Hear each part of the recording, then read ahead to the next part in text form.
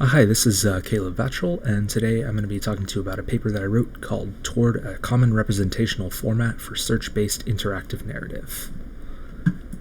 So a couple quick notes before we begin. This presentation is based off of a preprint version of the paper submitted for partial fulfillment of a class at Vanderbilt University, Computation and Cognition.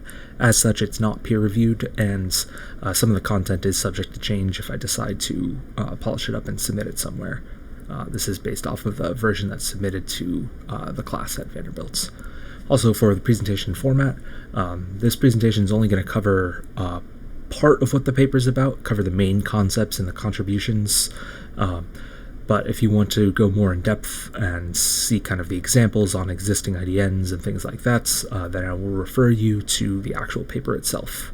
Also, the presentation is designed for recorded video, so the slides can be a little bit text-heavy, so feel free to pause at any time to read more in depth. So let's start off with the basics, right? What is an interactive narrative? So a traditional narrative, something we're all very familiar with, the author crafts a particular plot or a particular narrative and presents that to a static audience. So that's a set of observers, right, that are looking at this. And you can see this in things like books or movies, and it's kind of your common narrative format. Interactive narrative changes that up a little bit, such that the audience has some effect on the progression of the narrative, right? And we can see this in several different things all throughout history: improvisational theater, choose your own adventure books, role-playing games like Dungeons and Dragons or Fate or things like that. But more specifically in this work, we focus on interactive digital narrative. That's things like video games, tutoring environments, and things like that. And these have their own unique challenges, specifically in the domain of artificial intelligence. So first, what are the kind of common types of IDN, of interactive digital narrative? There's kind of three. So emergent narrative, in emergent narrative, there is no authored story.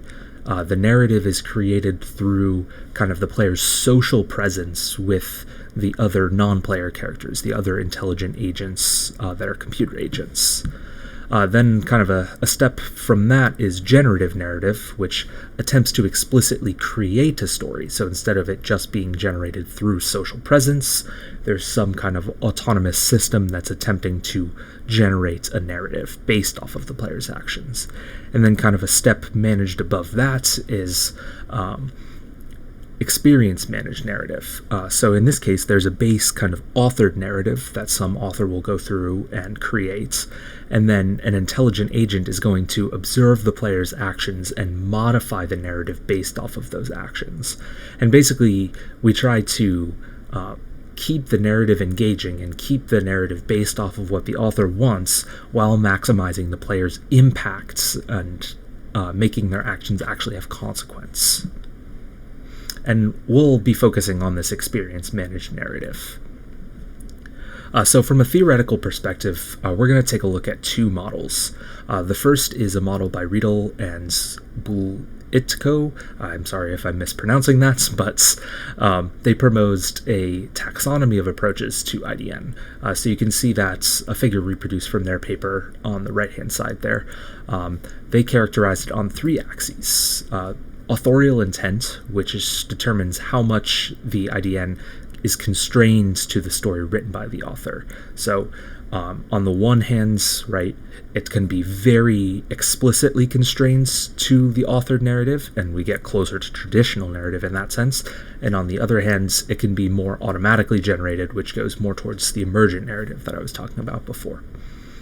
On the second axis is the virtual characters, which refers to how much non-player characters or NPC agents can act independently of the experience manager. So on the one end, right, you have virtual characters that can act completely independently, and that again moves more towards the emergent and generative narratives, where they're acting independent of the intervention, and on the other ends, they can be completely controlled by the experience manager.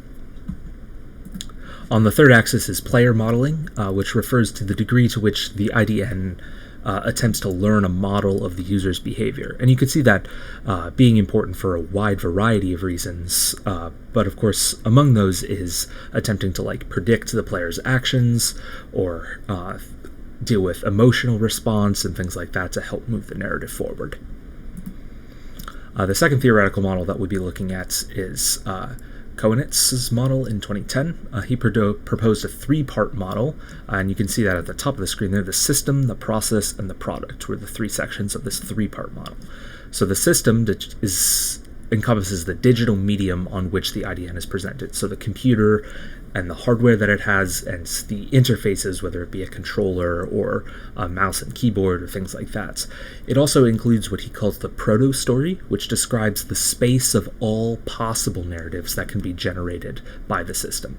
And you can see a diagram that's reproduced from their paper on the right there as well. So the proto-story includes kind of the assets and the settings, as well as the narrative design and the narrative vectors within that design. And then at the lowest level, there's the product model, in between there's the process model, which determines the methods by which the narrative is modified. So as the player is experiencing this narrative, how is the experience manager actually modifying the narrative in response to their actions? That's the process.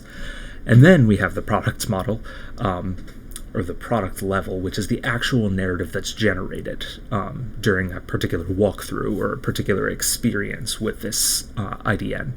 And it's this product that you could think of as kind of the results, and this can be analyzed using more traditional narrative tools.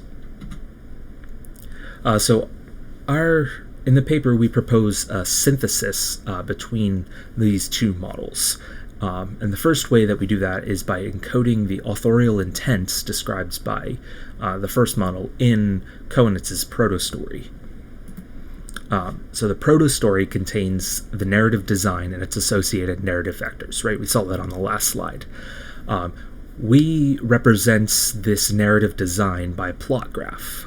So in a plot graph, you have nodes, which represent narrative events, and edges, which represents transitions and constraints between narrative events.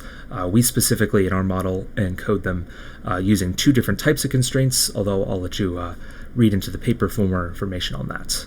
And then we represent vectors by a path through this narrative graph, or this plot graph. And so based off of that, we can apply a weighting or a ranking to these narrative vectors in order to encode authorial intent. So a higher weight to a narrative vector corresponds to a more favorable authored outcome.